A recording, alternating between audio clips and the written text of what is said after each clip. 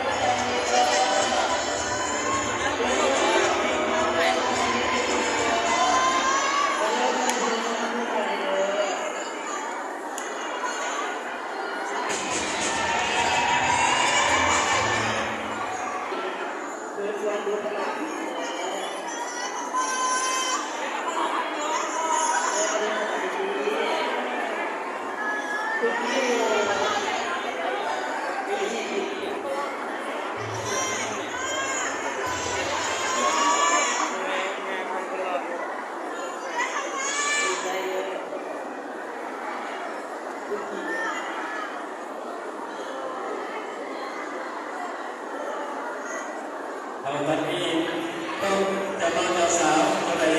แค่ขบวนมาพอเรื่องของเจ้าสาวเป็นที่เรียบร้อยแล้ววันนี้จะรับไหวในวันนี้เสียงจะเป็นแบบอาซีสู้วันนี้สามกินข้าวมันดีเราเฉลิมปฏิบัติสู้วันนี้ Lê kịp bờ vào lại nhà nữa đấy.